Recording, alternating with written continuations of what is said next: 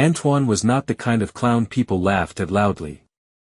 His red nose was faded, his shoes were scuffed, and his smile seemed painted more out of habit than joy.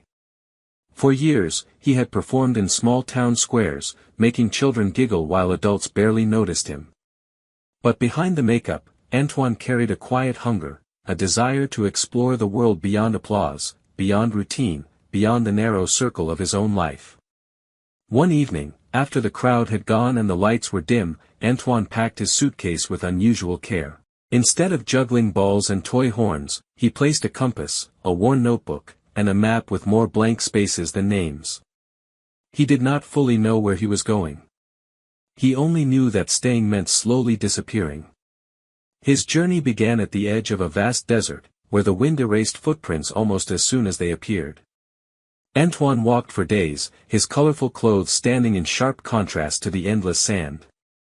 At night, he sat beneath the stars, writing observations in his notebook. He noticed how silence could feel louder than laughter, and how fear often arrived disguised as doubt.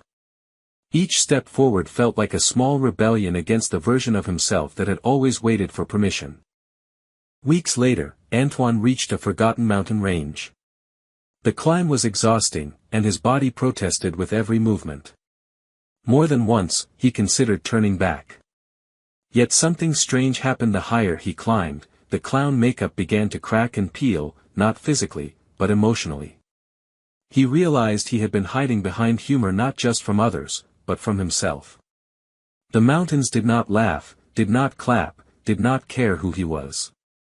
And in that indifference, Antoine felt free. At the summit, Antoine encountered ruins of an ancient observatory. Broken stone walls and rusted instruments suggested that long ago, others had searched the skies for meaning. He repaired one of the lenses and looked through it at dawn.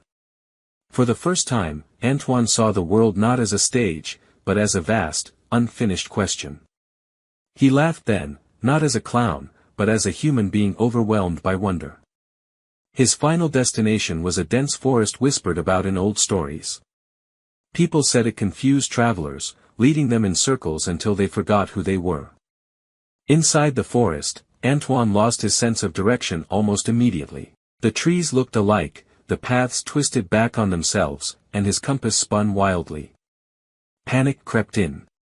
Without an audience, without a script, without certainty, who was he?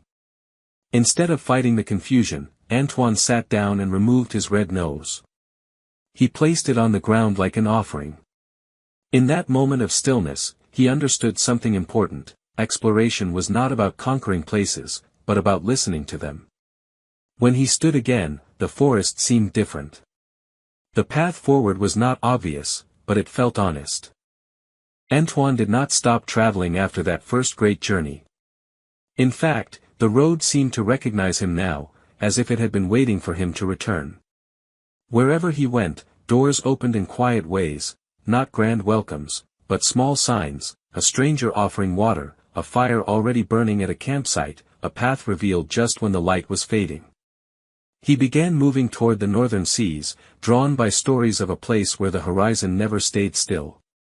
Along the coast, Antoine worked briefly as a deckhand on an old research vessel. The sailors laughed at his clothes and called him the wandering jester, but they respected his calm during storms. When waves crashed against the ship like walls of dark glass, Antoine stood steady, remembering the desert's silence and the forest's confusion. Fear, he had learned, was only dangerous when ignored. One night, the ship anchored near a chain of ice-covered islands. Against all advice, Antoine took a small boat and rowed alone toward the largest island. The air was sharp, and the world felt stripped down to essentials: breath, movement, survival. On the island, he discovered strange markings carved into the ice, symbols left by explorers who never returned. Antoine traced them with his fingers, not trying to decode them, but to acknowledge them. He understood that exploration was a conversation across time, between those who dared and those who followed. As days passed, Antoine noticed something unsettling. His reflection in the icy water no longer looked like a clown at all. The colors seemed duller, the gestures simpler. He wondered if, by shedding his performance, he was also losing a part of himself.